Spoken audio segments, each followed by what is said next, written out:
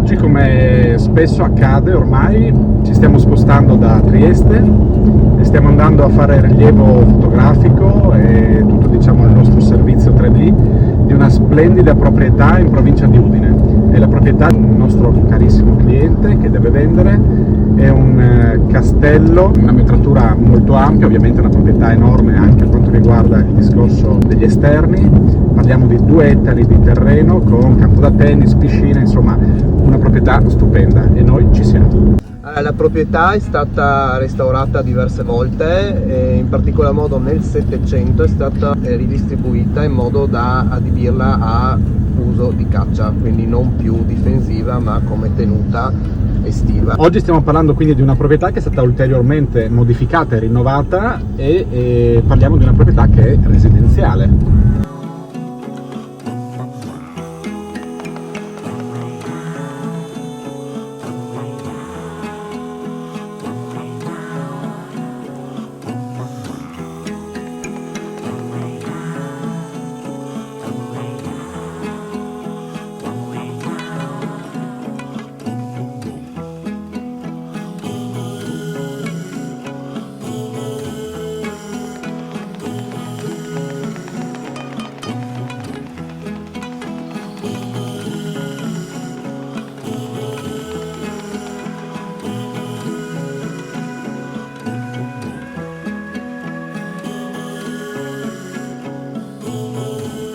È una proprietà che può essere interessante per una famiglia, ovviamente una proprietà importante, oppure anche per i clienti che mi dicevi tu prima. Assolutamente, per i nostri clienti esteri che desiderano avere pace e relax, ma anche per le società che desiderano investire in boutique hotel e cose di lusso che potrebbero sicuramente essere ottime in questa zona. Assolutamente. Sì. La struttura chiama sicuramente un investimento del genere perché, ricordiamoci, parliamo di una proprietà per quanto riguarda la parte residenziale di oltre 1500 metri quadrati, con 10 stanze, 17 bagni, diversi saloni, quindi aree sicuramente dedicabili anche a strutture ricettive. E adesso vi portiamo all'interno.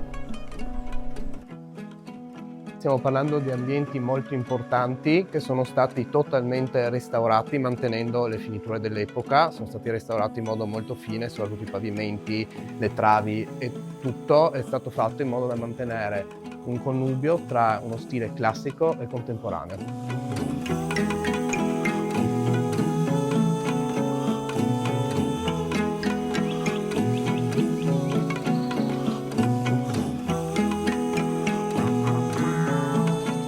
Lorenzo, ci Sì. troviamo in questa torretta spettacolare. Sei mai stato in una torretta in vita tua?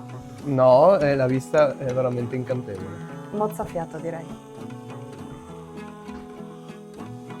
Ci troviamo in una delle taverne di questa proprietà meravigliosa, accanto a un originale fogolar. Tutta la taverna ha un accesso esterno verso il parco, ci sono delle zone ludiche, abbiamo in questo caso uno splendido biliardo, ma ce ne sono anche altri all'interno appunto del castello. Comunque prossimamente troverete anche il nostro classico virtual tour, sarà un lavoro duro però ce la faremo, in cui vedrete tutta la proprietà e potrete ammirarla in tutti i dettagli.